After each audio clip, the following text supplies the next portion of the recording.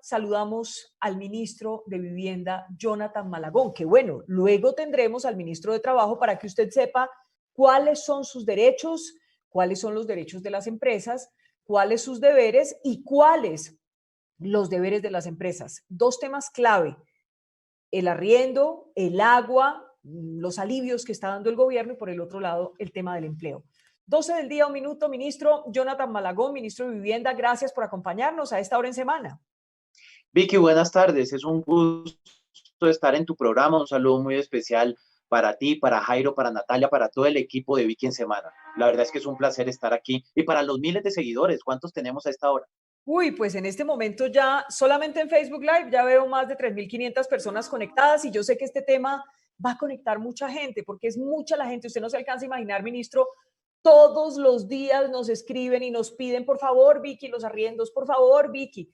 Entonces, creo que hoy van a resolverse muchas dudas. Déjeme antes, por curiosidad, preguntarle cómo está haciendo con la cuarentena, cómo hacen los ministros, que los vemos todos los días funcionando aquí y allá. ¿Cómo hacen los ministros?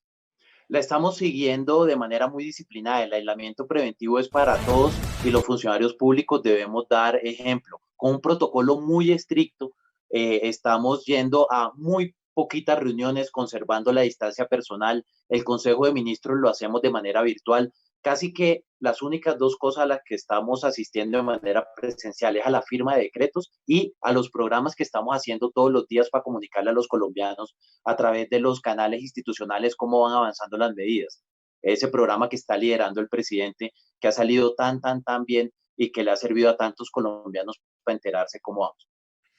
Casi que hay tres alternativas desde el punto de vista de la política. La alternativa número uno es permitir y facilitar que esos dos grupos, que son familias privadas vulnerables, lleguen a acuerdos de forma privada que puedan conciliar y que el gobierno facilite esa conciliación. Alternativa número dos es suspender el pago de los arriendos, dar licencias para que la gente no pague en esta temporada, beneficiar a los arrendatarios, pero perjudicar a los arrendadores. Y hay una alternativa número tres, que es entrar a subsidiar el pago del arriendo. Y es que la gente no paga y el gobierno asume esa erogación.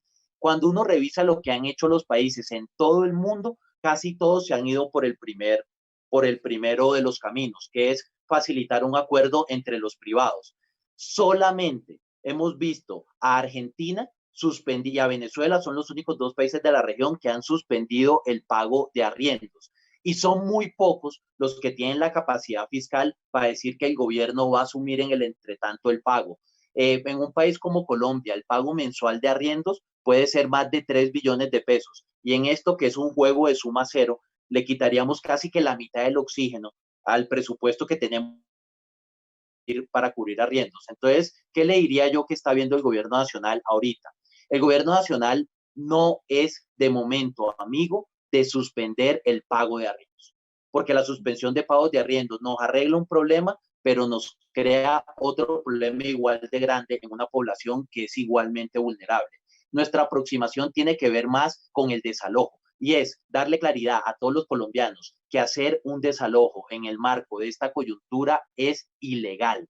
Hoy es ilegal desalojar a una familia. No se puede en Colombia llevar a cabo un despacho comisorio, no se puede llevar a cabo un desalojo sin que lo hagan las autoridades. Y para que lo haga la policía, tiene que antecederle un fallo judicial. Si no se cuenta con un fallo judicial, no se puede llevar a cabo un desalojo. Me preguntará usted, Vicky, eso está muy bien para los contratos que son formales, los Sí. contratos que están firmados. ¿Qué hacer con el 50% de los contratos que son informales, que son contratos de palabra, que son acuerdos de voluntades? El mensaje que yo les quiero dejar hoy a los colombianos es que independientemente si el contrato es formal o no es formal, el desalojo solamente se puede hacer con una medida judicial de por medio. Y con esa decisión del Consejo Superior de la Judicatura de suspender procesos de aquí al 12 de abril,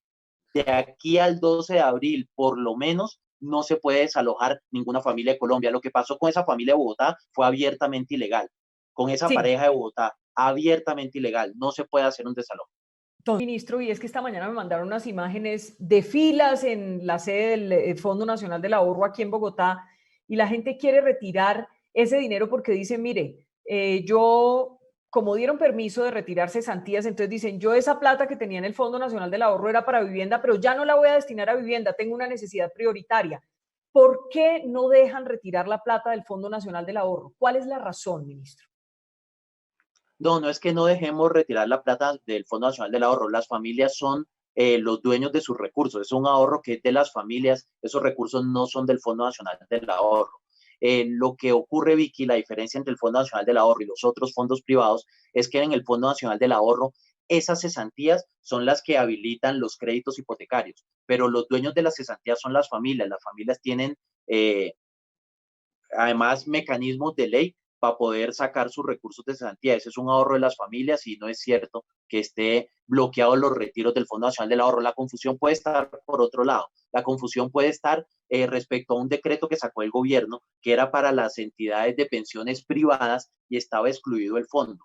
Y lo que hace es facilitar. ¿Por qué excluyen el fondo? Es que esa pregunta me la han hecho mucho esta mañana.